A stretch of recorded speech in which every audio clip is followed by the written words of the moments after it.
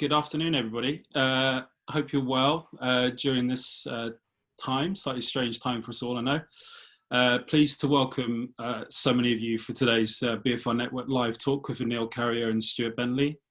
My name's Tom Whiteman. I'm the BFI Network exec for the Southeast, based at the Film Hub Southeast. As we're in this period of lockdown, most of our activities moved online, as you may have seen, and today is part of a series of talks we've planned for you over the next coming weeks. We have more to come, so please keep an eye on all of our social channels as well as the BFI Network main site. I've been wanting to do something with Aneil and Stu now for a long time, as I'm such a big admirer of their work, in particular Trouble and The Long Goodbye, which hopefully you've all seen before today's talk. So I'm very happy and grateful to Aneil and Stu for your time this afternoon, so thanks guys. Please, throughout the talk, feel free to type in any questions to Aneil and Stu that you might have. We will aim to get through as many of them as possible, either during the talk or towards the end. So yeah, please do interact as much as you possibly can. I'm going to shut up now, and I'm going to introduce you and hand you over to Aneil and Stuart, and thank you very much. I'll speak to you guys very soon. Cheers. Thanks, Tom. Cheers, Tom. Yeah, good afternoon, and thanks for taking time out of your schedules to come and listen to Stu and I. If your lockdown is anything like mine, I guess it's ended up being actually weirdly more hectic than normal existence. So your time has probably become even more precious, potentially. So yeah, that's very good of you. My name's Aneil Karia. I'm a director.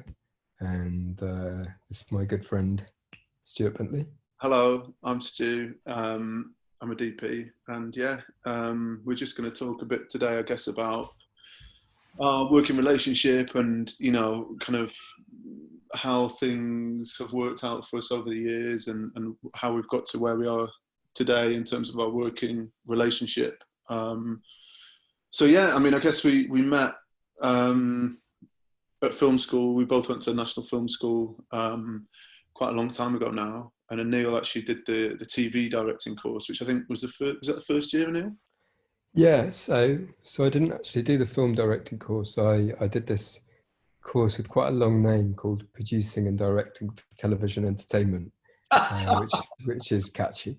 And it was the first year they'd done it. It was an MA, and to be honest, I'd studied journalism. And such was the nature of my background and things like that, and my young life, I suppose, that I really didn't know a lot about cinema. And weirdly, it was only once at the NFTS that I sort of discovered that whole world. So I'd been working in 24-hour news actually as a youngster, and I was just craving to do something a bit more creative, you know, in the most broad sense you could ever imagine. And I'd grown up watching like telly, really. It wasn't like I'd grown up being shown, you know, Tarkovsky by my dad or something like that. So when this course was advertised, I was kind of curious, and anyway, long story short, I ended up going on it. It was a course that's trained you in studio directing, which is a very different sort of game. You know, it's like, imagine the X Factor, Top of the Pops, or like a studio sitcom, you know, this real sort of like prime time stuff where you vision mix and everything like that. So it was a course in that, which I sort of soon realized wasn't quite for me. You wanted. But it was still a fantastically useful experience, because while at the film school, I sort of did figure out who Tarkovsky was, for instance, and meet people like Stu, and figured out how the whole filmmaking world works to some extent. And they were really nice about it, actually, because they let me slightly cater my experience, my MA experience, a bit more towards a kind of single camera narrative making experience to an extent. So for instance, you couldn't collaborate with the other disciplines on this course, but I sort of bugged everyone so hard that they let me. And so that was the first time Stu and I collaborated. In fact, I did a not that you'd know it from the Kano or Riz things that we're going to talk about, but I did a comedy sketch show, a half-hour television pilot. And which I shot, yeah. We worked together. I promise you it was at points amusing. And yeah, and Stuart shot that. So that was our very first collaboration, actually. And we'd become friends. And yeah, like I say, I kind of nagged people at the film school enough to let me collaborate with the cinematography department, the editing department, the production design department. And so I sort of like engineered the experience to the best one it could be for me, I suppose. And to wrap this up, because it's a bit long-winded of me, by the time I left the film school, I was like, oh, okay, I didn't quite want to do that, but I want to do that, you know. And where I'm pointing is the film school, the film students, film directing students. So I was like, I want to do that. And then that would be the next chapter, I suppose. But I'll let Stu talk about NFTS a bit. Well, yeah, I mean, without going down the, not there's anything wrong with it, without going down the NFTS route too much, because I guess we're here to talk about more recent stuff. But I'd applied. I was living in Manchester at the time, and I'd done a sort of, I mean, I've been making films since I was really young, but like skateboard films basically. So I've made skateboard videos with my friends and was obsessed with skateboarding like from when I was really young. So we just did that. I did that day in, day out for you know, years and years and years, and was lucky enough to sort of travel loads with it, and started to film for you know, skateboard brands and footwear brands and things like that. And so I'd had a lot of experience kind of shooting stuff, but didn't really have any narrative experience whatsoever, and had done like short films, sort of music video things and corporate commercials and just all sorts of stuff really. And anyway, it kind of got to the point where I was like, I feel like I want to progress more and learn more, and was kind of shooting the same sort of stuff, which was skateboarding, which, you know, I look back on with such fond memories, and I love it, and it was such an amazing time of life. But I think the film inside of it, I felt like I kind of done what I could with it in a way, and I was really hungry to learn more about proper film and understand about actual filmmaking. And yeah, applied to the film school and got the place. I think Brian Tufano, who, you know, shot Trainspotting and all these great films, was a real fan, which kind of blew my mind because I didn't really know anything about film at all. And I remember we used to have like, I had a generator in the back of my Fiat Uno with some lights and like, you know, we'd go to like skate spots in the middle of the night and light them up, and didn't have any permission, and it would just be me and some mates. And he was just like blown away by the fact that we kind of, you know, had the energy and the inclination to do it. And we weren't like making these short films and trying to go through this like proper procedure. It was just like we were quite kind of punk with it, I guess, and just doing it. And yeah, he saw something in it that I think he really liked. And I mean, he was always one for kind of doing things very much, not necessarily on the cheap, but he would always find like an interesting solution to things that was like not necessarily the big budget solution. So it's like, if you can do something by using, I mean, I remember he used to have this was before like digital really, so shooting on film and shooting with all the lights were quite big, and, you know, it wasn't like now where you've got incredible technology with, you know, you can light stuff with the most sophisticated tools possible. But he used to have these tins of Pringles, which he had like a little softbox on and a little battery on his shoulder, and he'd walk around, you know, they shot the whole of Kiddlehood, that film, with these little Pringles lights, and it was basically what we were doing in skateboard films. So I think he saw something in that was like, this guy is somebody that isn't afraid to kind of make things a little bit, you know, if it has to be a bit rugged, then that's fine. Like, as long as you get the shot, that's fine. But anyway, yeah, I mean, long story short, we got on, I guess, really well, didn't we, Neil? And it was, you know, and there was a lot of guys that were still good, really good mates with, that went there. It was a good bunch. Yeah, it was a great year. And I think that'll probably be the sort of like not to guess, but I imagine that'll be the sort of conclusion about by the end of this about the director DOP relationship. Ultimately, I mean, as well as Stu being excellent at what he does, obviously we got on sort of famously, and had a very sort of effortless, dynamic, as well as a shared kind of love of, you know, I guess similar styles and whatnot. But yeah.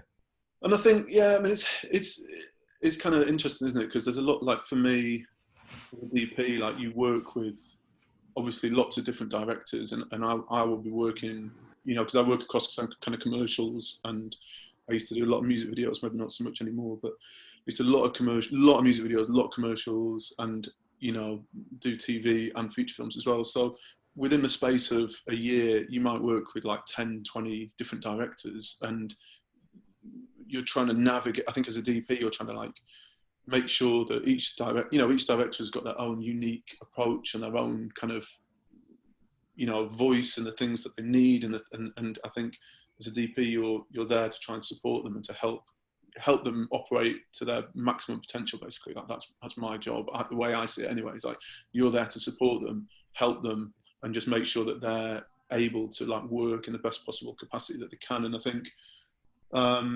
what's interesting, I guess, with our relationship is that we are actually mates as well, you know. So there's a lot of directors that I work with, and you know, we get on great, and you have a really good working relationship. But when you go home at night, it's not like me and you, and where we text, you know, we've both got young families, and we're like, how are the kids?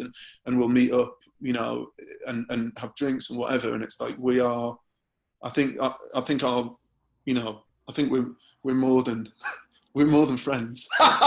No, but you know, like we are really good friends, and we work together. And I think that's a really nice thing, because it's like, it's quite rare that you get that, I think. Yeah. And sorry, I'm just going to say something quickly, because I've done one of these before, so I think it's worth saying this just quickly.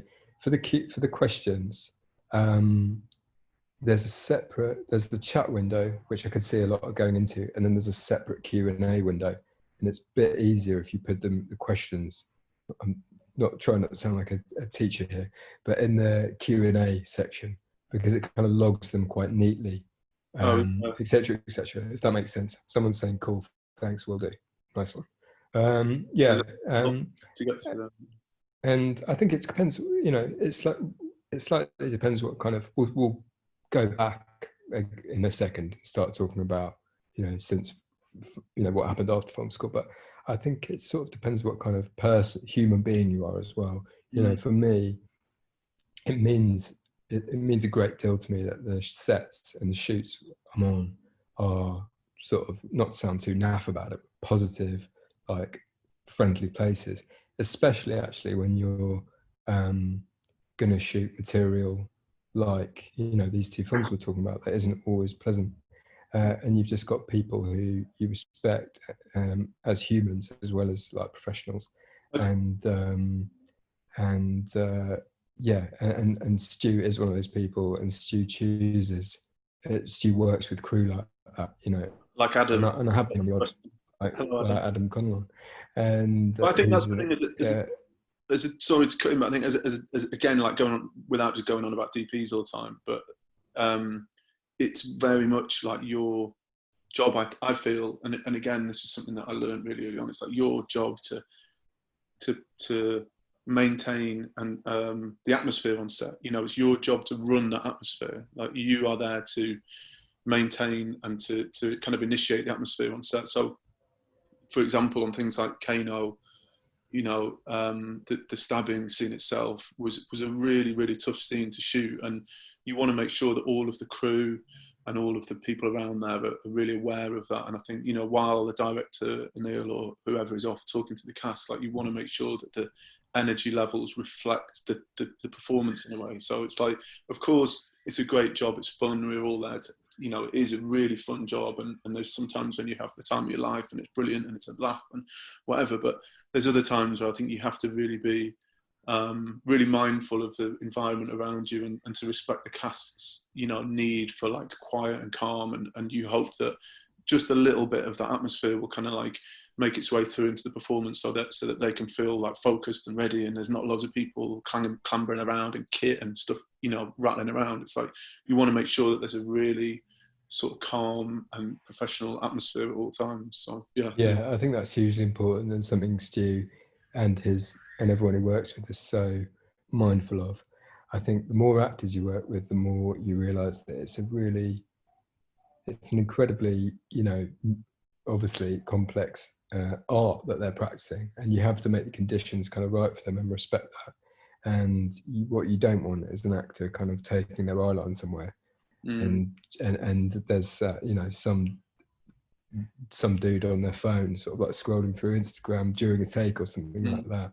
You want to make sure the conditions are exactly. So I'm just going to pull these headphones out. You want to make sure the conditions are kind of spot on, and I'll kind of drop it after this, but I think it is, you know, it is as well as much as the technical stuff, which no doubt Stu particularly will go on to talk about, and me as well from a director point of view.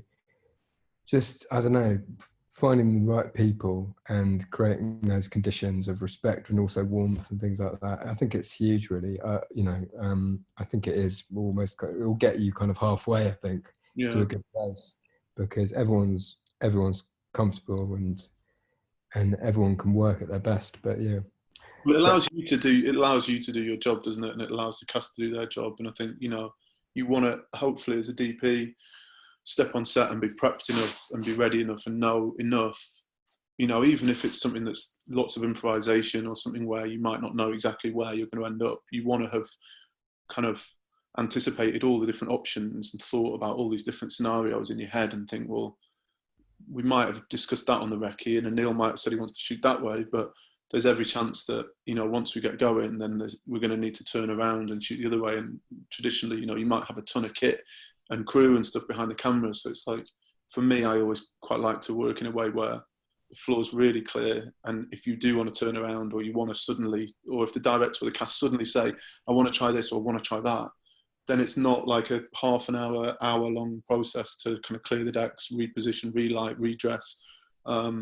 And it just means that you can keep that flow for the performance. So once they've started, that you're not stopping and changing, and you're not getting caught up with the mechanics and the technicalities of films. That you're just focusing on the performance. And, you know, at times you might find that the lighting is a little bit compromised by that, because you can't maybe have lights on the floor, or you can't have, like, you know, flags and nets and this, that and the other to shape the light or sculpt the light as much as you like. But I think the compromise, for me anyway, is worth it. You know, it depends on what you're doing, doesn't it? Because, like, I did an episode of Black Mirror, and that was very much like, it's a lighting job in a way where it's like, it's supposed to look quite, you know, sci-fi and technical, and there's lots of lighting cues, and it's, you know, that is very much that world. Whereas something like the work that we've done, and this goes back to the different directors, you know, like what I've really enjoyed working with Aneil is that there's a real energy and there's a kind of rawness to it. That's not like, you're not getting caught up in the mechanics of the film set. It's just purely about performance. And, you know, not that it's like, not that you're sort of just completely doing away with the visual in any way, but it's like, you know, anyway. Yeah. Well, I think as I mean, it's hard not to sound pretentious in these things sometimes, but I think as a director, I'm really interested in trying to capture like a mood, and try and sort of take that mood or kind of energy that you might find in a particular city or a particular situation or something, and kind of harness that and put it on the screen. And so for me, you know, much as I love stuff that looks good, and always, of course, want, you know, we want our stuff to look good, and I think I love how this stuff looks. It's not about creating kind of polished masterpiece in every frame, because I've been in situations where you know, a DOP perhaps won't be keen, a different DOP perhaps won't be keen for you to shoot over there, because it won't have, the light won't be crafted, you know, to perfection over there. But I think Stu and I are both interested in trying to capture, I guess, a kind of authenticity and a reality. And I think that does, to an extent, it's hard to sort of put it in a pecking order, but it does almost kind of start with the actors, really. Yeah. And so if you can, and so where I start things from creatively, and I think Stu as well, especially when we're working together, is, do you want me to move? I'm just going to have to move. Stu, talk for 1 second. What were we talking about? What were we talking about? No, it's all right. Well, 360 I was about to start talking about. Yeah, I mean, just, you know, I think for me that's always been the thing. You know, I think you look back on film, or I look back on films that I love, and like I don't think you necessarily remember the cinematography. I don't really, like, you know, I think as a DP, you're just trying to get the audience to engage with the film in whatever capacity that might be. You want the audience to be like engrossed in it and excited by it, and for them to feel some level of emotional connection. And I think if that means that something is front lit, or if that means that you're helping the performance in some way, then for me, I don't mind that, you know. And I think it's like, you can spend all the time in the world crafting these beautiful images, but if the films are dud, it doesn't matter. It doesn't mean anything, you know. And I think you want to.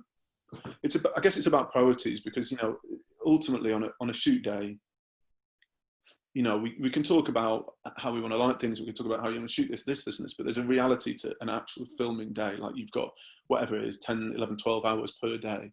And you have to make that day, you have to complete that day, you have to kind of break the shoot down into the schedule. And, you know, if you're spending half of that day lighting and the other half is for like rehearsal and the actual shooting, then that for me feels incredible. The weight doesn't feel right. You know, it's like you want to make sure that you're prioritizing shooting. For me, I feel that's the priority. And I think you want to prioritize performance and options in the performance. So you want to give the director and the cast time to explore each scene. What you don't want to be doing, for me, I don't want to be doing is spending hours and hours and hours and hours lighting and then have 20 minutes to shoot something at the end. Like it just doesn't add up to that.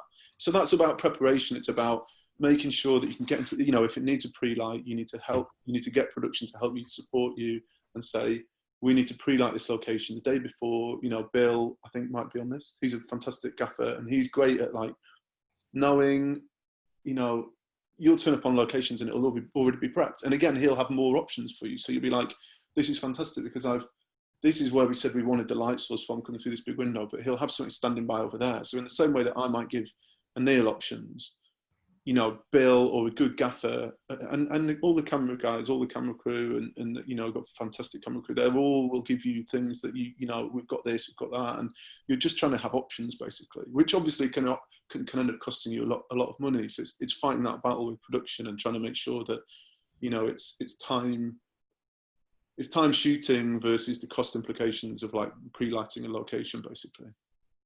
And yeah, I mean, I'd second all of that. I think when you're directing and you are up against it, you know, particularly on the projects we're going to sort of hone in on today a bit, but also television and anything really, it is the most painful thing when you are just watching the clock swing by and not shooting. You know, and of course that's an inevitability at points, but when it starts to kind of overtake, when the kind of crafting time starts to overtake the shooting time, it's painful stuff. And yeah, I mean, what I was about to say before I relocated was that I think, you know, a consistent thing that we're both really interested in is trying to capture is like authenticity. You know, trying to find the kind of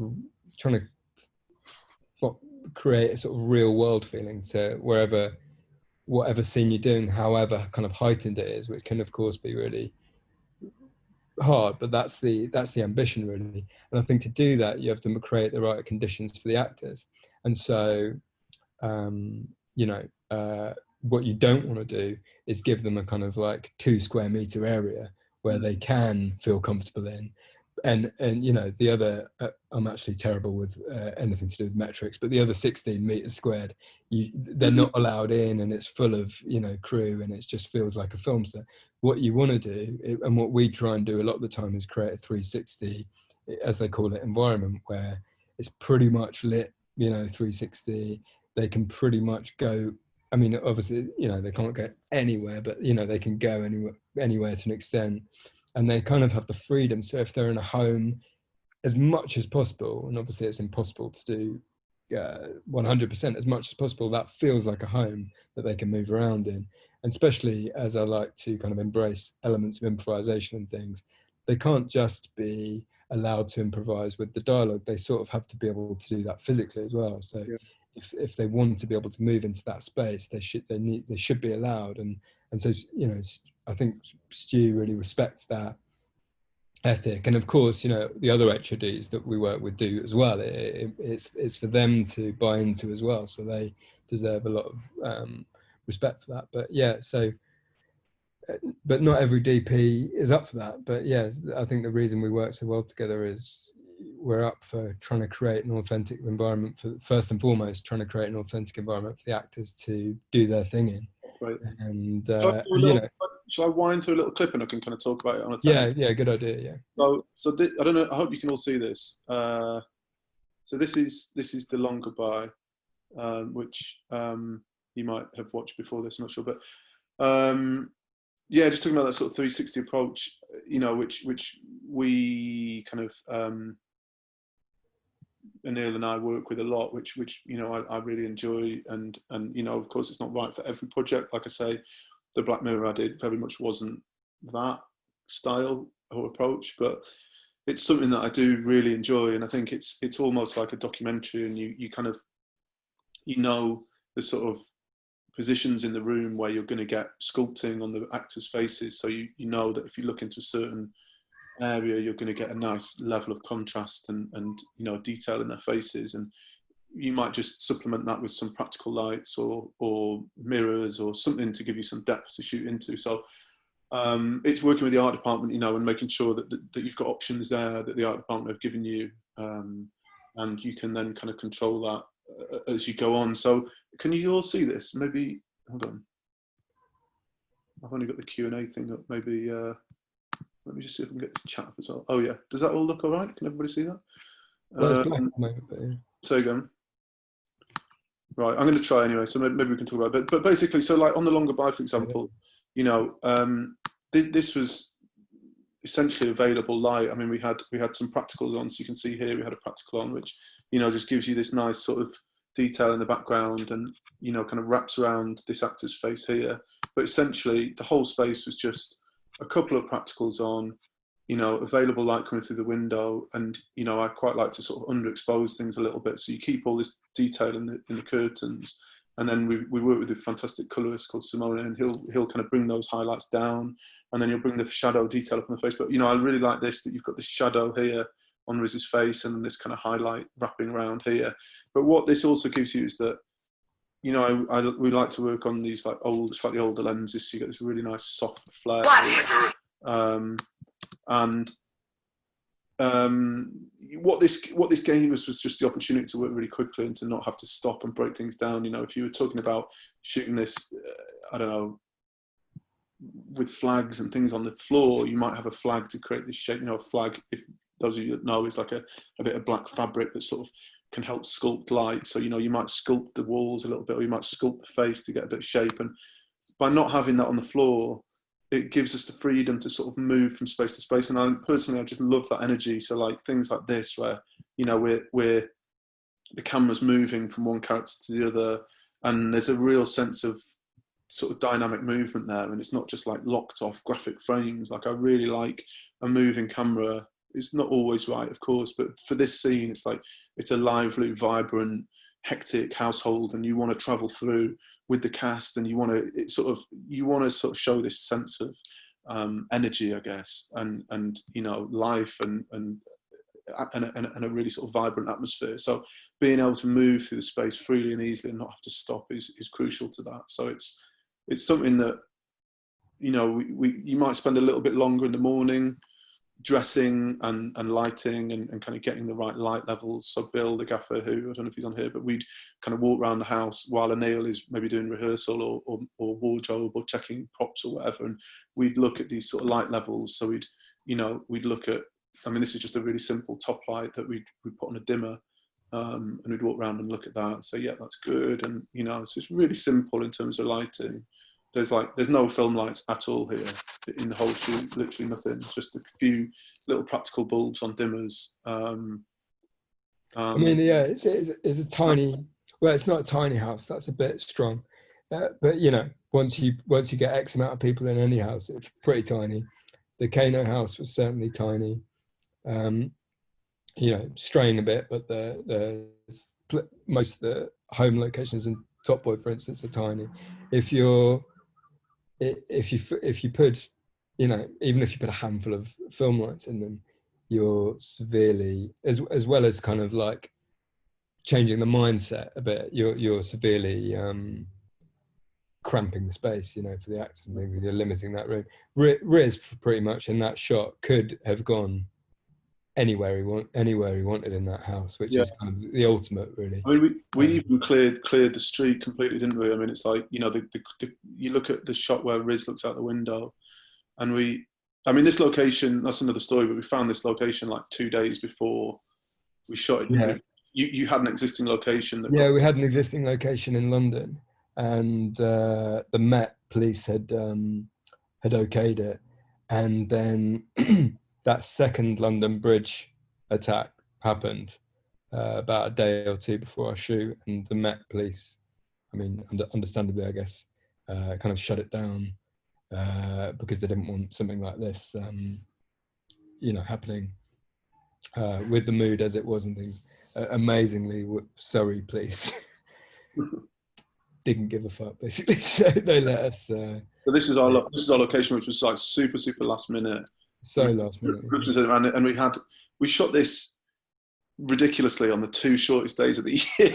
So we had 2 available light shoot days. We didn't have the resources. If you were to light some of these, again, I don't know who's watching or listening, like if you're film literate or whatever, but if you're trying to light these kinds of spaces, these exterior spaces, you need an awful lot of light, basically, and that with that comes cost and labor and all that stuff and time, and we didn't have the money or the resources to get anywhere near lighting these sorts of spaces. So we shot it on the 2 shortest days of the year, so it was a real scramble to get through the days and to kind of complete the days, essentially. So it was about 6.5 hours of daylight, something horrific like that. So, but what we did with the house, to whatever extent we could, we did with the street as well. I mean, this conversation isn't about acting.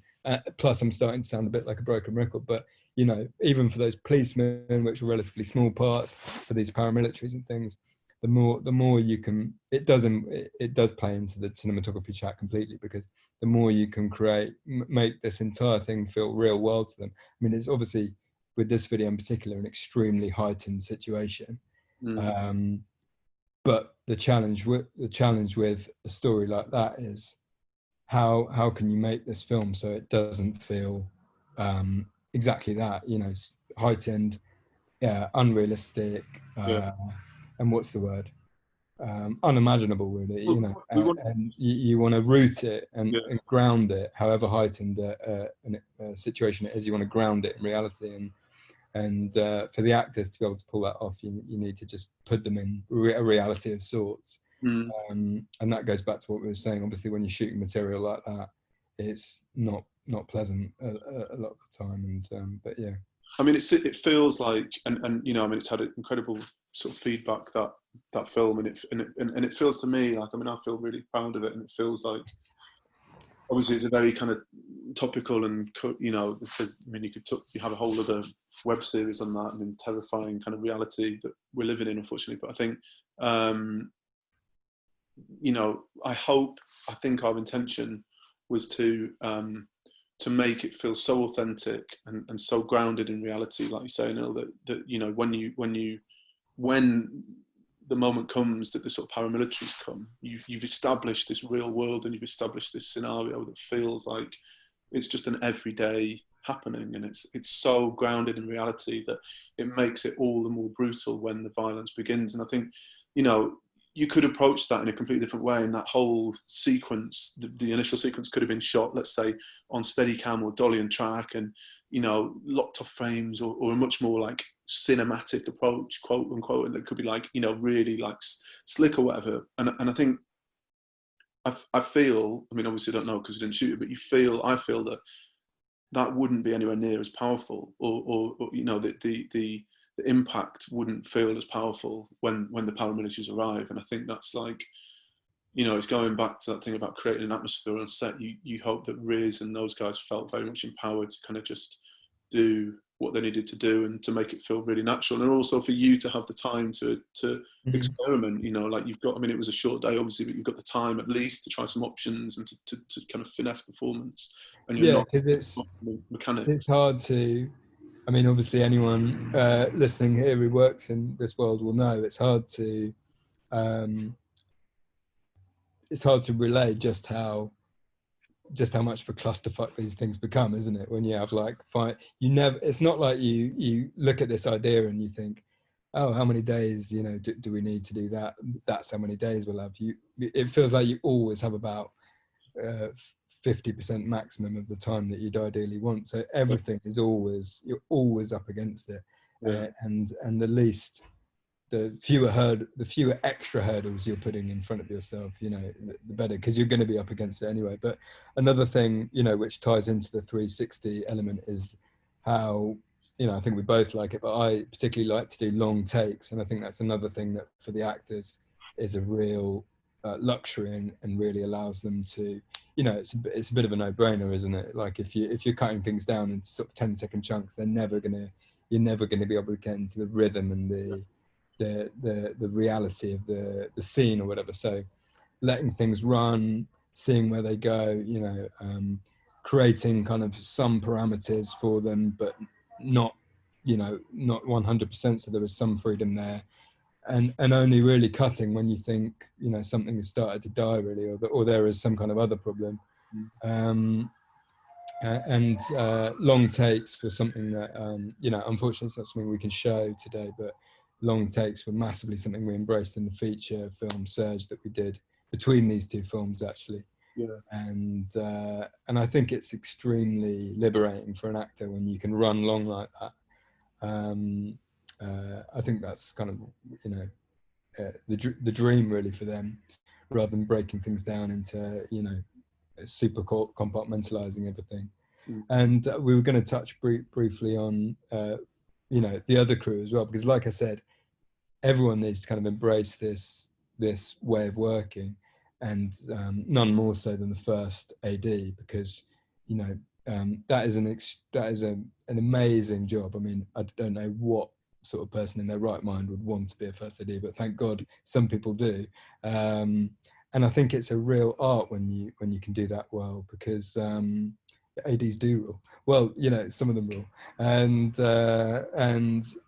yeah, and they completely have to embrace this way of working, because you can have there can be ADs, you know, with very different mindsets, and some will really need everything to be, you know, you to explain how you're going to cover every kind of line almost, and that just doesn't really tally with how we work. So when you say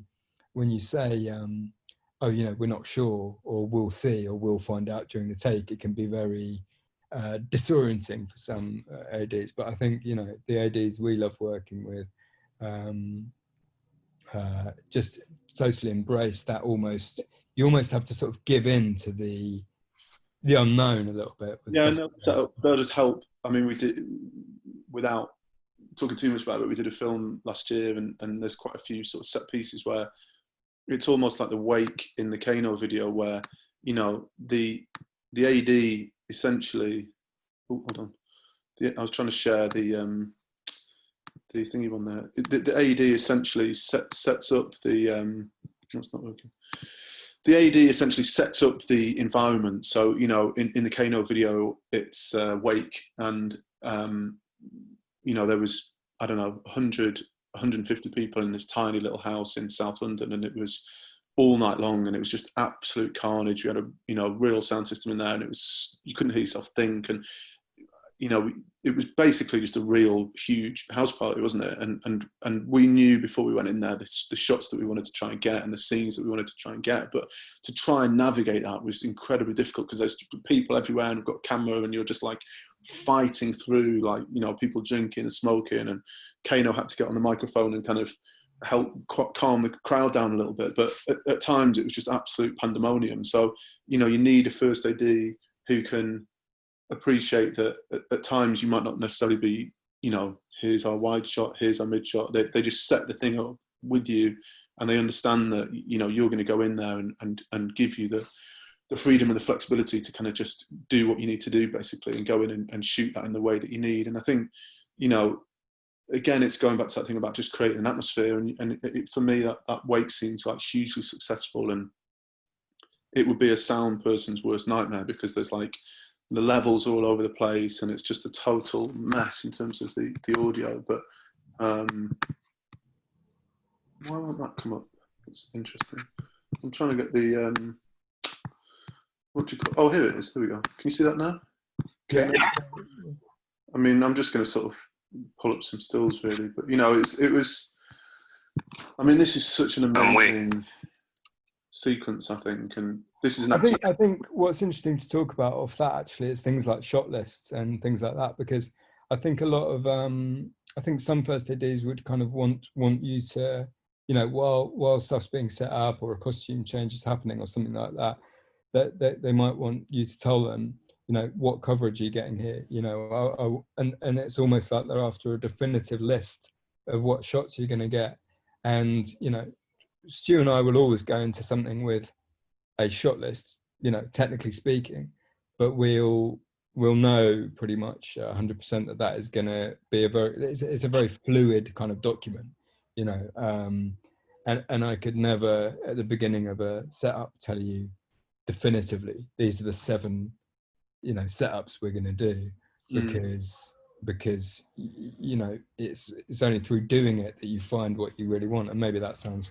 quite slapdash, but that's just the way it is, I think. And so it's, yeah, I think it is a little bit about relinquishing and your that formality to an extent, and just yeah, I mean, like Stu says, in this location with that many people, you're not going to be getting your MCU and your I mean, what I love here, you can see, I mean, you can see me getting knocked about, you know, it's like I'm literally like elbows like this, sort of back up against the wall on a Zoom, and there's just like people everywhere. And Kano kept saying over the microphone, he's like, this guy over here with the camera, trying to help him out, start his way. And 20 seconds would pass, and then everybody would just get in my way. And, you know, it was just uncontrollable, basically. So you're there.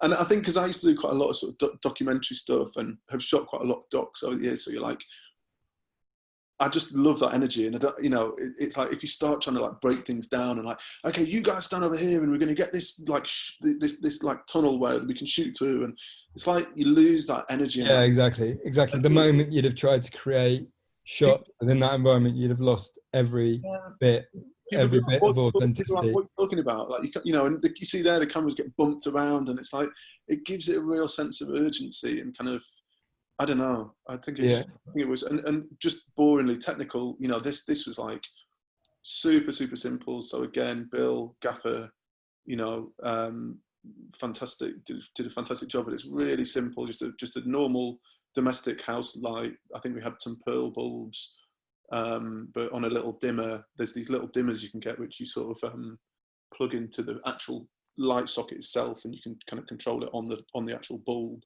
And then a little, I think this was like a little 650 watt light here, just to give us a little bit of depth. I never knew that was going to be the angle we were looking at, but it was just, I knew that at some point we would probably look that way. And then I think at the other end of the room, and there was like street lights and car lights and things passing through. And then at the other end of the room, I don't know if we'll ever see it, but. I mean, one thing to quickly say is when you shoot this way,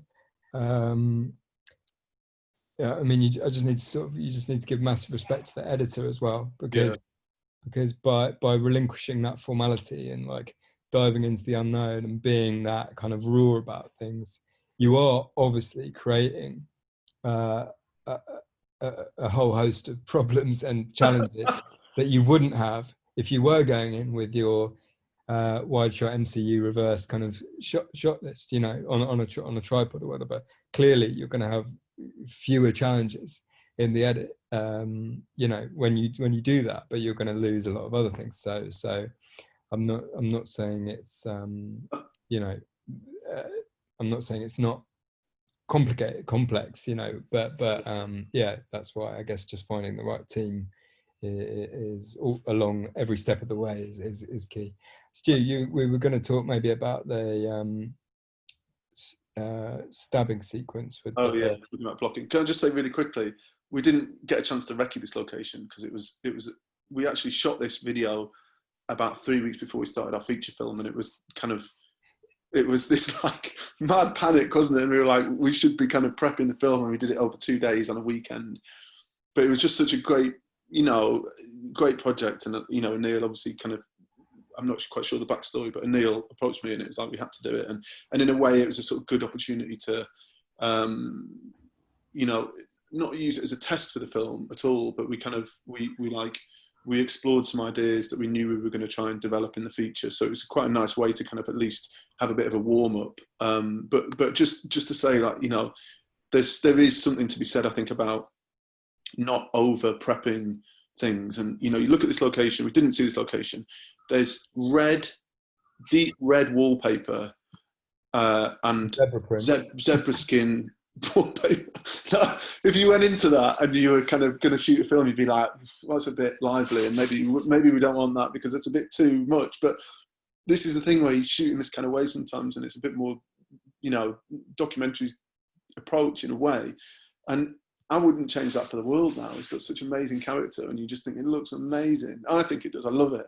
And you'd never dream of dressing that like that, would you? You'd never actually think, like, this is how we're going to dress this room, like zebras. You know, you could spend a week dressing that. And there's also a great wallpaper. There's like a brick effect wallpaper. Yeah, actually, like, Kano hated that room.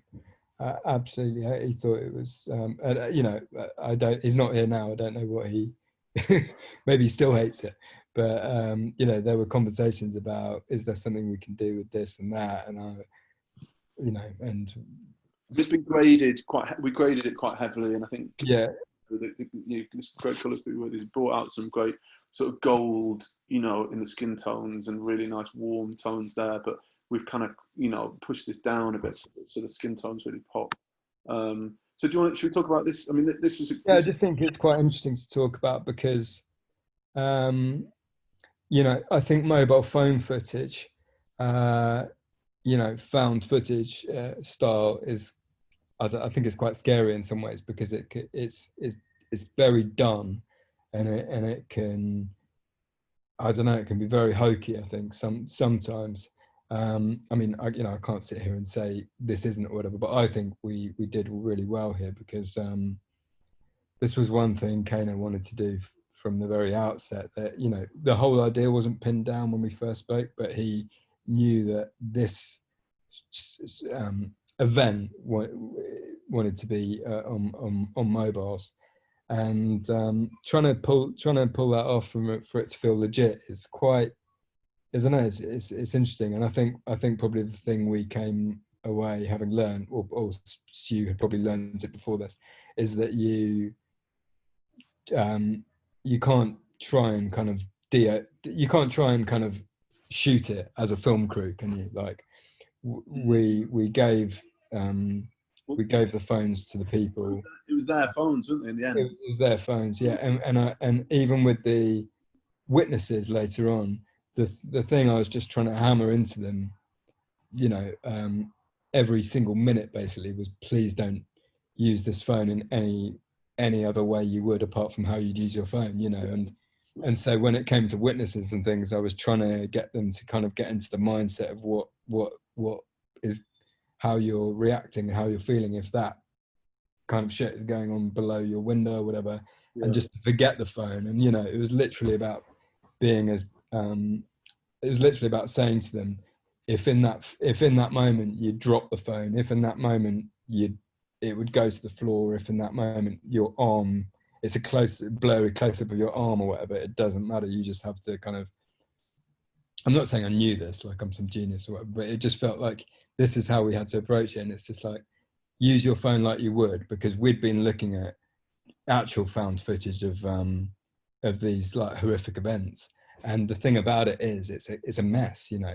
No one's standing there with their phone getting a clean kind of steady frame of something this, you know, messed up. So, you know, but I think it also felt kind of justified in a way, because, you know, I mean, I'm on my phone, especially at the minute, you know, you're on your phone a lot, and filming each other and filming our friends is such a huge part of our world now, and documenting things, you know. I think especially this age bracket, you know, people are on different social media filming each other all the time. And I think we went in, and I had my phone, and I was talking to one of the guys. I was like, oh, let's do it like this. And he was like, no, like, he had some app that was like, no, do it like this. And he could, like, it was this guy, I can't remember his name now, but he was brilliant. This guy, he was so good. And he was just like flipping the camera around, you know. So my phone's just I mean, it's an iPhone, but it's like, yeah, we had to use Snapchat because you can't swing the camera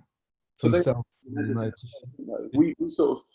We got there really early to this location, and we figured out the blocking. So we knew that we wanted to kind of this threat.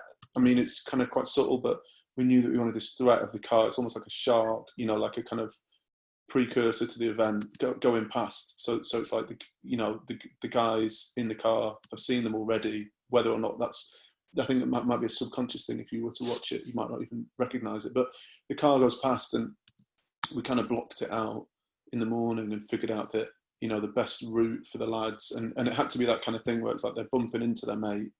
I mean, I guess the sort of tragedy was that it was obviously wrong place, wrong guy, wrong place, wrong time, and that's the kind of you know, the basis of the film, and that's what this kind of tragedy is.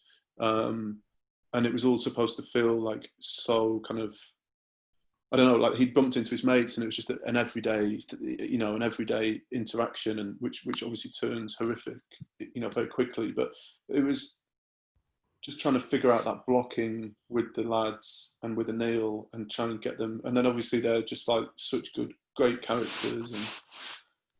And yeah, I mean, going back before to the kind of thing with like trying to create an atmosphere. I mean, this is really difficult because it's a really, really heavy scene, and you've got, you know, what is a really vibrant, positive, energetic start, which turns incredibly dark incredibly quickly. And, you know, I mean, there was no crew there because the crew were actually prepping this scene, which was, you know, 20-minute drive away. So it was just me and Aneil and a few key people here, art department and sound. But the rest of the camera team, because we were shooting the rest of it on 16mm, so they were in at the graveyard location, sort of prepping that.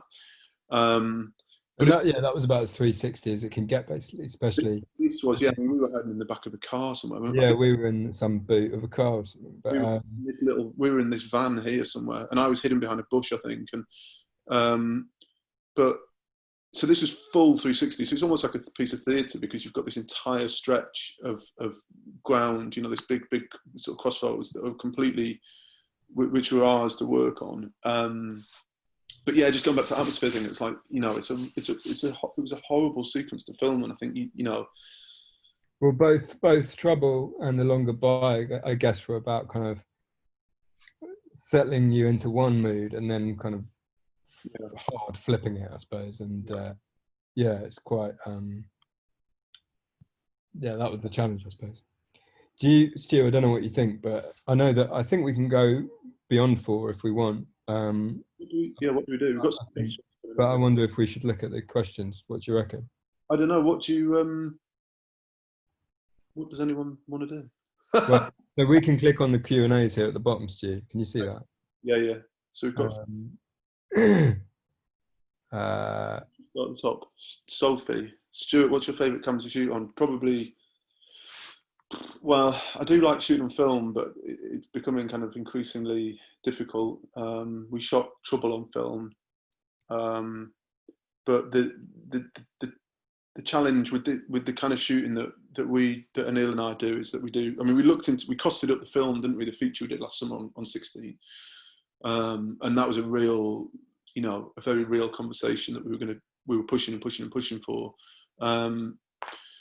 But ultimately, you know, it comes down to cost, unfortunately. And I think we ended up having, like, it was either the choice between an extra shooting day, a whole extra shooting day, or shooting film and other implications. And I think, in retrospect, shooting it digitally probably was the right thing, because we did such long continuous takes. I mean, we were doing like 12, 15, 16-minute long takes at times. So to shoot that on film, obviously, is an enormous expense. If you do 10, 11, 12 of those takes, you're talking about hundreds and hundreds and thousands of feet of film. So long story short, yeah, I mean, film is great, and I really enjoy it, but Alexa is pretty much the only camera that I entertain, really. I don't really like shooting on red. There's a few questions about film school. So maybe we can just take that as one question, if that's not offensive. But I think it's definitely not a must at all. You know, these days, I'd never say to someone, you've got to go to film school. You know, of course, it opens up certain doors and kind of gives you.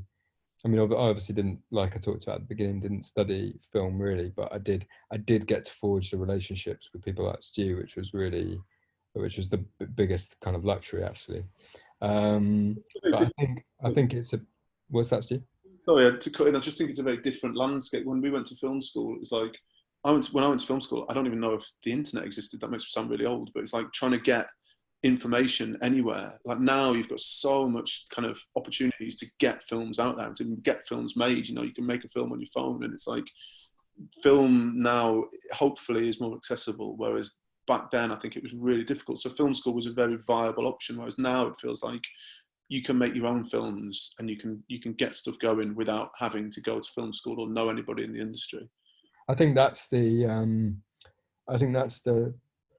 best piece of advice, really. You know, make short films, and that's what you got to do, and make them from your, again, it sounds a little bit naff, but make them from your heart. Don't be too scientific about it, and don't be like, you know, what are the successful short films doing? They have a twist. Oh, they deal with these kind of heavy issues. I should do this, that, the other. Just make the short film that you want to make. And, you know, you get good short films coming out of film school. You get bad short films coming out of film school. Likewise, you get good and bad short films coming out of the normal world, but the non-film school world. But make the short that feel that, you know, comes from here, sort of thing. The first short we made together, B, was my first short film.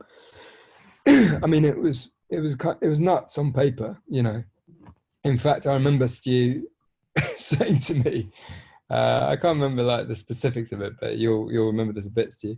I think you said something to me along the lines of, I don't fully get it, to be honest, but let's do it, kind of thing.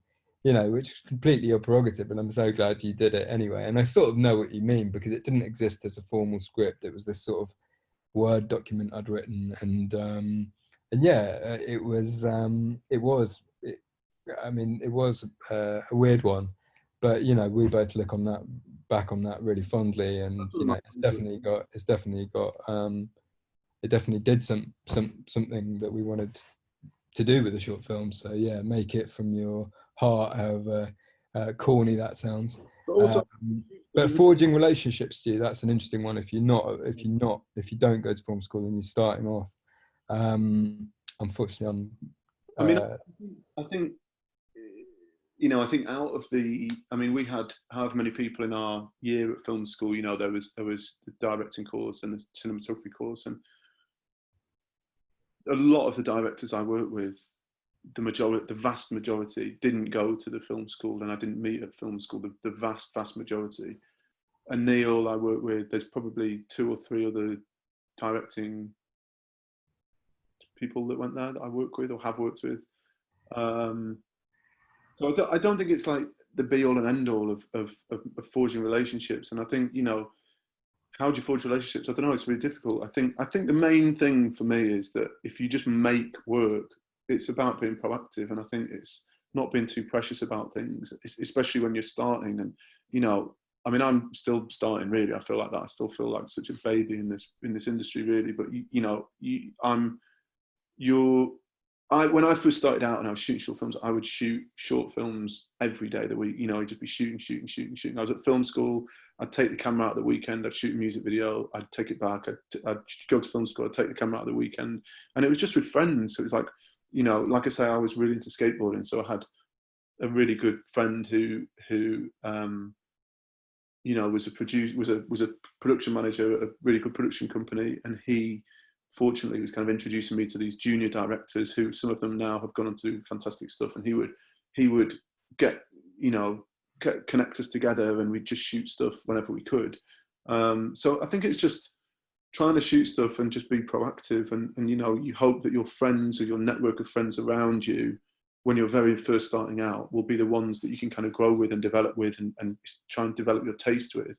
But then as you get more and more work, like, people will start to see things and they'll say, oh, we like that thing that person shot, we want them for that. And then you'll get these calls out of the blue. I mean, you know, the vast majority of stuff that I get through, the scripts that I get through, are people that I will never have met before, but it'll be off the basis of work that I've done, or a lot of it is word of mouth as well. You know, I think if you're somebody that is positive and reliable and good at your job and just nice and easygoing, then that does an awful lot for you. You know, I feel, and I think that if you work on a production and you get on really well with people and you're really helpful and supportive and positive, then that will travel and people will recommend you for another job and another job and another job. And it's just, you know, I don't know, it's a difficult one. It's a difficult one to know how to start. But I think the main thing I would say is just to shoot stuff. I mean, when I used to do skateboard stuff, I would shoot every day, you know, from the age of like 14 to like 25. I shot every single day, literally filmed every single day. And it's like,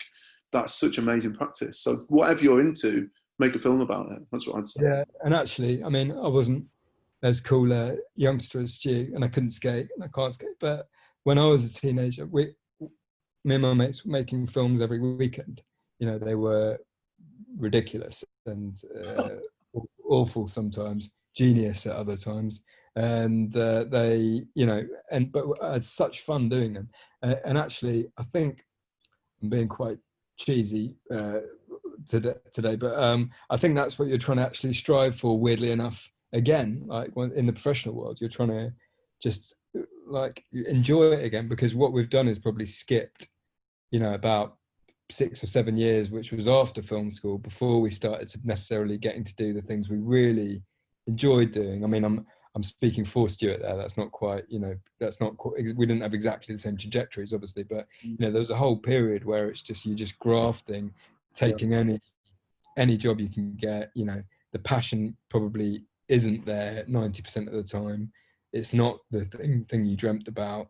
You sort of don't know what you're doing, but you're kind of gathering experience, and you're kind of getting a bit of money, and you're getting paid a bit. And I mean, I only feel now that you know, in the last like couple of years, really, I mean, I only really feel now that I'm starting to really understand the kind of stuff that I want to make and the kind of people that I want to work with.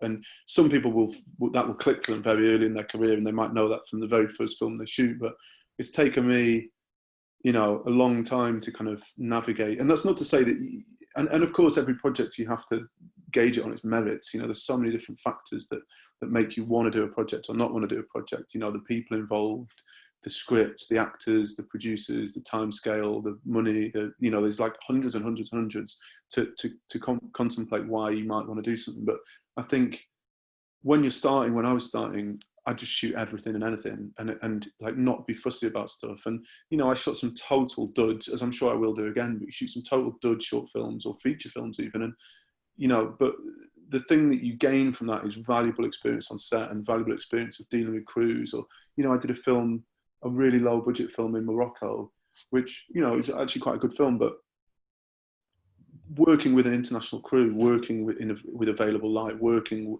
in really hot temperatures, all these things that you think, okay, next time I do that, I know how I'm going to do that. And I know the things that I learned that were great and the things that I learned that weren't great. And as a DP, you know, it's that wealth of experience that really help you, so that when you step onto a set, or you get a script that's like, you know, you get sent a script that's in Morocco again, or you get sent a script that's somewhere with a similar kind of lighting or similar kind of, you know, atmosphere, you're like, I know how I would approach that next time, you know. So I think it's just about shooting everything and anything when you start, and then slowly but surely you can kind of refine that, but not being too precious about it, really.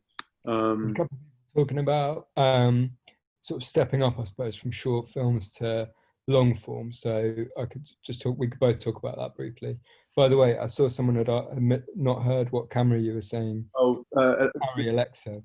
Yeah, Alexa Mini specifically is the camera that I like, because yeah, and Mini I think is great all round for a director as well, because, you know, you can get it into whatever space you need. You can get in a car and it not be a massive pain in the ass. Yeah. So yeah, it's really tough, I think, when you're making shorts and wanting to sort of get a break in the sort of long form, make a living off this stuff kind of world. And it is, it's so tough, because it's not, you know, it's not up to you. You're just waiting, really. And it's that horrible catch-22 of like, well, I haven't got a TV credit, so, you know, who's going to take a punt sort of thing. And, you know, what I can speak briefly about what happened with the trajectory of my short films. And when I say that my short films, I'm not talking about the Riz and the Kano one, which I remember actually after the third short film I made, I thought I'm never making another fucking short in my life, because it's so brutal. And then here we are, Stu, having made two in the past like 6, 7, 8 months or something. But anyway, with the short films I made earlier in my career, like I was saying, we made Beat. And so I'm just going to check, because I think we're getting I don't know if we're getting a time out. Oh, right, there you go. Yeah, so we made Beat, which was really, that was almost a reaction of mine against everything I had been doing. So before that, I'd been doing sort of behind the scenes stuff, making of some really, really dry, very poor commercials. which Stu shot. Very uninspiring. You know, I was really grateful for the work, don't get me wrong, but very uninspiring. You're always answering to someone else. It's for someone else. You know, it's an extra for a DVD, or it's an advert for a client, and the client and the agency are ultimately calling the shots. And Beat was a kind of like liberating kind of like experience of just making my first short and thinking, what do I want to make? What comes from here? You know, what is the sort of antithesis of what I've been doing for the past few years? And it wasn't there wasn't anything academic about how I went about it at all. I didn't think, okay, well, I've got to prove this and show that skill. You know, there's barely any dialogue on it. It's pretty odd in some ways. And it was just a pure sort of, it was a purely creative exercise, that, and it felt really good. It felt great, and it kind of was a massively kind of cathartic exercise in some ways. And then with the subsequent 2 short films I did, which, you know, for many reasons, all to do with like boring stuff like Schedule, I didn't actually make with Stu. They were actually a much more academic exercise, because, you know, people responded massively to Beat, but I had people saying to me, yeah, but, you know, can't quite see this, and I knew it didn't show traditional kind of narrative arcs and dialogue and things like this, and I was like, right, well, maybe I've got to be a bit more scientific about it now and show, you know, because I knew what I wanted to do, and I wanted to make television and films, and I've got to show this and show that. So I made 2 more short films, the last one of which was Work, which were, you know, still my own, still very much, you know, from me. I was trying not to be too sort of super mathsy about it. You know, they were still kind of stories I kind of wanted to tell in the way I wanted to tell them, and crucially, I was still trying to kind of hone my tone and things like that while doing them. I wasn't sacking everything off just to get a gig sort of thing, but it was almost trying to combine, okay, what is my tone, what do I like doing, what stories do I want to tell, while thinking, yeah, I have got a show that I can, you know, do the narrative stuff, you know, that commissioners and producers and things like that are going to want to see. And I remember after Work, things did start to change a bit, and it was almost like I had this kind of like trinity of films then. And weirdly enough, people were able to enjoy, in a kind of professional sense, producing things, were able to appreciate Beat more, because they had these sort of, you know, I've got the more normal stuff there. So, and it was after Work, I remember I started to get, you know, I got in the room to have a chat about the first TV thing I did, which was the 3rd series of a comedy drama, and it wasn't exactly my natural, you know, instincts, you know, as a filmmaker, but it was a very important step, because that is just part of the journey, really. Just like I'm sure Stu will tell you that he, you know, not, you know, his trajectory was not made up of exclusively things completely aligned with your taste. You know. I mean, I did, yeah. So I have been very fortunate in that there's a director that I've worked with for years, Peter Catania, who actually directed the Full Monty, and he's a really good guy and a really good friend, and he does a lot of commercials, so he's a big commercials director. And for some reason, he decided that I was his DP when I left film school. I actually had, so my good friend Chris Massey, who very sadly isn't with us now, but he was the guy. So we were at film school, and we sort of been skateboarders together, and he was working at Academy Films, which is a really sort of high-end commercials production company, and he sort of got me in to shoot these music videos for people like Corin Hardy and a lot of really good up-and-coming directors who now have gone on to do fantastic things. But anyway, I'd shot loads of music videos with them, and I guess Peter must have seen one of them and liked it, and I started to shoot commercials with him, and, you know, we still shoot together to this day, but we slowly but surely sort of forged a relationship and shot more and more commercials, and all the time I was shooting music videos and a lot of short films as well. And then Peter got some Sky. There are these things called Playhouse Presents, which are like one-off 30-minute episodes.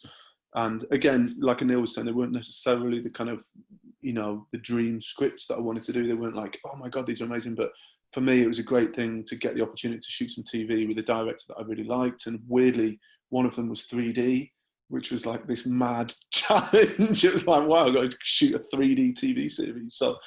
So anyway, we shot those, and that was great. And you know, after that again, and I'd actually done a few features. So I did a feature with Ian Clark, who was at the film school, and I did a feature with Rowan Atterley, which premiered at Toronto and went to London Film Festival and won loads of awards, and had Timothy Spall in it. And we were like these sort of quite young filmmakers, and were blown away with the reception it got. So I'd had a good little sort of run of features, and then the TV stuff for this Sky Playhouse Presents series, it was called. And then off the back of that, I got an offer, an interview and an offer for a BBC series, which was a mini series, which was a World War I thing, which, you know, was great to kind of get your teeth stuck into something very kind of, you know, it was a really interesting, strange project with lots of, I mean, it's a long story, but lots of challenges, and to deal with the kind of dynamics and the politics of a kind of series like that when you're starting out was really interesting, and I learned a lot. And two different directors, both really good, really nice guys, great experienced TV directors, and then my good friend Ula Ponticus, who might well be on here, I'm not sure, who's an incredible talent DP, you know, shooting some of the best stuff going, really. We were at film school together, and I was lucky enough to do some second block stuff for her. So she did a show called Humans, which I did.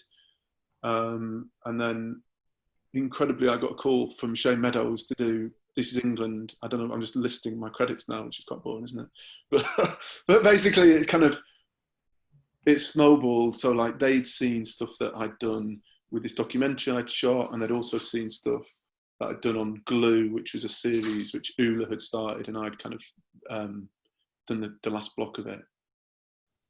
And they'd seen that, so I went for an interview for that. And then once I'd done the last series of This Is England, it kind of opened the door, because it was quite a cult show in a way. So it opened the door to a lot of things, and you know, off the back of that, then you start getting calls for lots of different things. But yeah, it started with baby steps, really, you know, little tiny commercials. And I mean, as a DP, basically, you're kind of in the hands of your directors. You know, you hope that your directors do well, and you hope that they take you with you. And that's kind of, you know, that's the kind of process. And, you know, I've been quite lucky in that, you know, some of the directors that I've worked with over the years have fallen by the wayside, and they don't necessarily work in the industry anymore, but there's a lot of them that have done really well. And you know, you hope that your schedules and your taste aligns, and you end up working together for you know, the foreseeable, which I hope that me and Aneil will, because you know, it does feel, going back to what I talked about before, it's a really positive, and you know, I love it. I love the working relationship. I think it's you know, I really,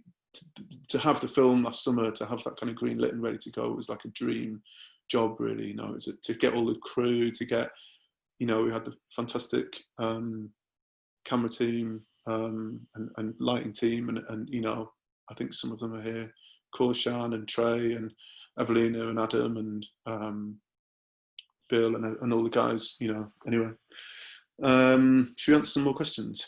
Yeah, there's one about festivals here, which was probably just worth a note on. I think someone said, oh God, I can't find it. The gist of it was, how do you feel about festivals?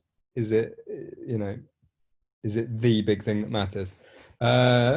Assuming you're talking about shorts, I actually don't think it is necessarily anymore. To be honest, this isn't my kind of specialist subject, but that, you know, they're a great thing. There are obviously like hundreds of great ones, and then hundreds of like completely meaningless ones out there these days, I think.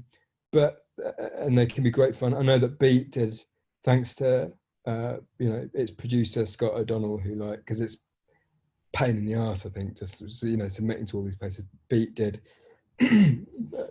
lots and lots of festivals, which was great. We went to some of them, and they're obviously really fun places to meet people and see other films and meet filmmakers and stuff like that. Work, I remember, just because, you know, we were just at a different point in our journeys, and Scott and I were both just, you know, the idea of submitting to 150 applications forms was less appealing by this point. I think it just did a handful of ones that we thought were interesting, and then it was more about premiering it online, you know. So there is the festival route, of course, and it's brilliant, but also now there are things like you know, Vimeo staff pick, short of the week, Nowness, you know, all these really excellent online platforms. Our friend Leo that Stu has done shorts with, I think they've often gone straight out, haven't they, Stu? Yeah. Onto an online platform, and you know, that's an equally exciting and sort of valid route for your short these days. It's immediately getting a lot more eyes on it as than it would doing the sort of festival circuit for a year, a lot more quickly, and it's getting out there. And you know, like it or not, I sometimes don't, you know, we're living in a virtual online world, and I think it's a very legitimate and exciting platform now to sort of bypass that if you want. With features, you know, that's a bit of a different subject. I think festivals can be a brilliant launch, you know, launch for your film there, and then it gets a lot more technical, and it gets into the market and distribution and buyers and stuff. But we've just had our features play at Sundance and then Berlin. And there's the one side of it where you're premiering it and it's great and you're out there and yada yada, and then there's all the kind of market stuff happening in the background. So that is a different kettle of fish, really. One which I'm not really qualified on. Stu, there's some very camera specific ones here. Maybe how do you choose the right lenses for a project? I mean, I always sort of have a kind of go-to, you know, I think as the years go on and you shoot more and you kind of experiment. I mean, I think that for me, that's what's been great with commercials and music videos, is that it gives you the opportunity to try lots of different kit and crew and different things, and to try and kind of understand, you know, different technical parts of the process. So over the years, I've shot with lots of different types of lenses and lots of different types of cameras, and you kind of understand after a while, like what kind of lens might suit what kind of project. So, you know, for the ones, let's talk about these two. So for the Long Goodbye, we shot on some old rehoused Canon lenses, which are called K35s, which are very nice, and they have this kind of soft, I can show you. They have a sort of nice soft, not that, soft lens flare. So you might get this kind of like, I don't know if you can see here, this is probably a good scene to show it, but you know, when you're looking at like a light source, you get this like sort of halo effect with the older lenses. So lenses like, you know, Zeiss Super Speeds or K35s and things like that, you'll get that very nice texture, which for me I really enjoy. And if you sort of slightly underexpose the image and then you push it a little bit, you get this fantastic sort of grainy texture on the Alexa, which I really like. So you can kind of see that cutting in a little bit from this light source in the window at times there. So that's a really good example there. It just gives it some nice texture, and you kind of lift the shadows a bit, so you get this nice kind of blue, or depending on what lens you use, you can get a nice sort of texture in the shadows.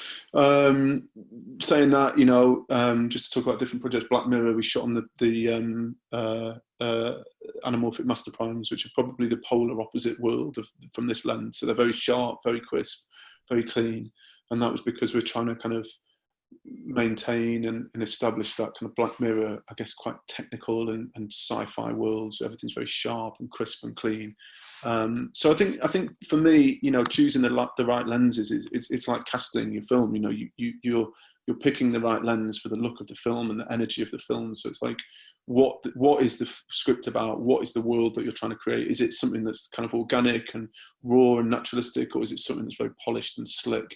And you know, your lens package and your camera package and your filter package and your camera movement, your line movement, and everything about, you know, what you are working with from a technical point of view should reflect that. Or you know, in some ways you might want to work against that. You might want to do, you know, but essentially, I don't know what I'm talking about. You want to just get some, you know, you want to try and understand the different specifics of different sorts of sets of lenses, and then that will help you make your decisions depending on what the project is about. Yeah, more questions. So someone's mentioned, this is probably worth touching on, because someone's mentioned, is it important to live in London? Or is it difficult to keep your career progressing if you're based elsewhere? And it's worth mentioning that Stu lives in Brighton. I live in London, but Stu lives in Brighton, and I think it has its... I'm I mean, I think you, pros and cons, I think, doesn't it? I mean, I lived in London. I mean, I didn't grow up in Manchester, but like I said before, I got to the point in Manchester where I kind of felt like I felt like I wanted to move to London because I felt that there wasn't that many opportunities in Manchester. I think that's changed now.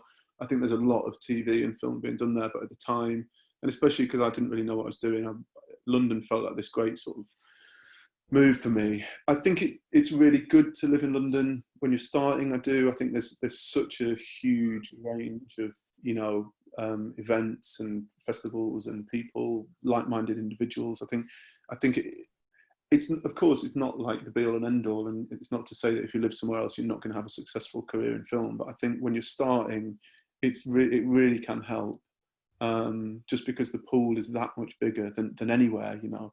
But for me now, you know, I've got a young family, and we've got family and friends down here, and I don't feel like it affects me now, because I think I've got to a kind of level where people don't really ask and they don't really know, and I've got my directors that I work with, and I've got my body of work that people either love or hate, or, you know, are indifferent to. But if they want you, they want you, and they don't really mind. So I think when you're starting, it probably could help, but it kind of depends where you live, really. What about mentor or something else? What other ones? It's about making enough money to live off filmmaking, and that's obviously a really tricky one, because that's just a long, painful journey, I think, you know, which actually arguably never ends, and, you know, unless you know, make the Avengers 10 or whatever it is.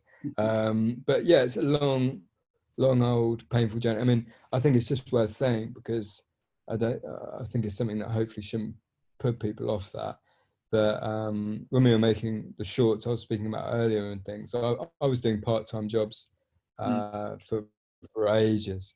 I mean, it's a bit different for a director and a DOP, because I think there is a lot of, you know, well, I don't know, it just feels different, doesn't it? There's like, you can do more jobs, Stu, can't you, as a DOP per, you know, time period than you can as a director. But yeah, I worked at Borough Market for years, and this was post film school.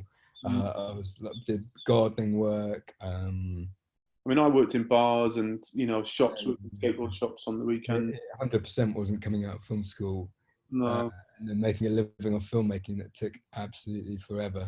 And of course, you know, such is the nature of the beast, that it's, you know, it's a constant, that's the nature of freelance. But yeah, of course it gets a little bit more secure as you get those long form kind of jobs and things. But, you know, the complex thing about this is there's never any guarantee, you know, you're set. You know, I guess there is a point where you become like an enormous deal or something, but, you know, I guess you got to think, for every like filmmaker out there absolutely killing it and household name, there's 100 filmmakers just, you know, grafting and hoping they'll get that next thing and work, you know, burrowing away, working on their next thing. And but, you know, it's not a come out of film school and make a living thing. I think you just got to be prepared for that graft period, and you know,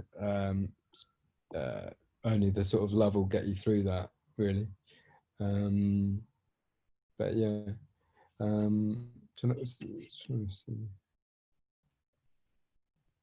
oh, someone's talked about giving up, which is part of the same deal, you know. Giving up?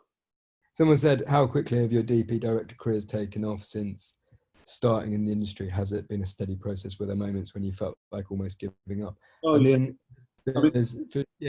there's some seriously soul destroying moments, you know, and of course, you know, there's a lot of rejection in the way. So yeah, and that never stops, does it? I mean, I think that's the difficult. I think it's.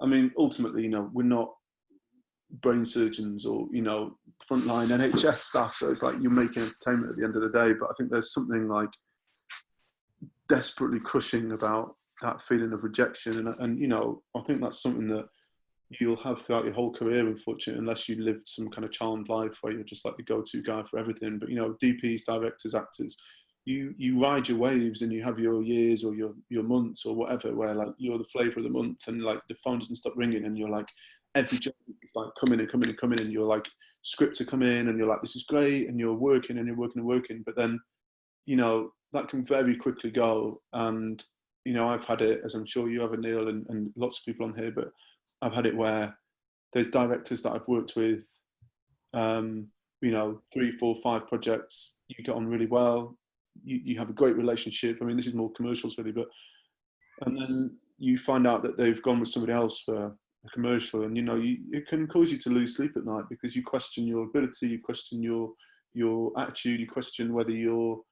you know, am I doing right? Am I the right person for this job? Am I bringing something to? Am I bringing the production down? What am I doing? What is it? Is it my technical skills? Is it my personal skills? And, you know, something which is a huge challenge with this job, this career, is that your technical skills and your personality are kind of, you know, they're so closely interlinked, and that you can't distinguish them in a way. So it's like, are they choosing me because I'm like, you know, a positive influence on set, and I'm good, and I'm like reliable, and I'm, you know, or is it because I don't know, and you know, you have these sort of interpersonal relationships, and it's very difficult to kind of separate the two, the kind of professional and the personal, because you spend such an intense time with people when you're on set. You spend such a, you know, it's such a battle in many ways that it's really hard to differentiate between that. So when the phone doesn't ring, you can't help but feel hurt. And it might just be a purely professional reason. They've gone with somebody that can light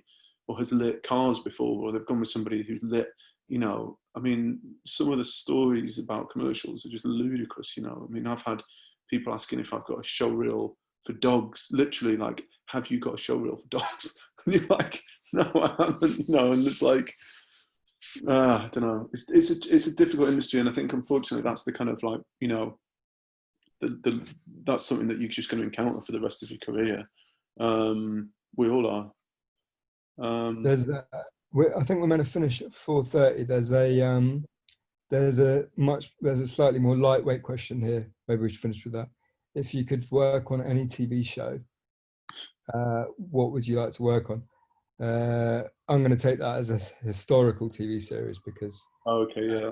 So I don't know, I've got like 2 answers. First of all, there's the sort of like there's the TV I loved when I was a teenager, actually, things like The Street and things like that, the Jimmy McGovern series, which you know, I sort of wish you saw a bit more of these days.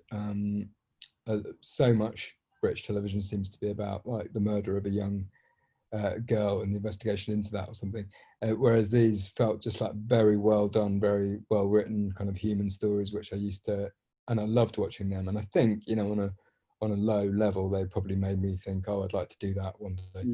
And then something at the other end of the sort of spectrum, I suppose, one of my favorite series from America the past 5, 6, 7 years or something was The Leftovers.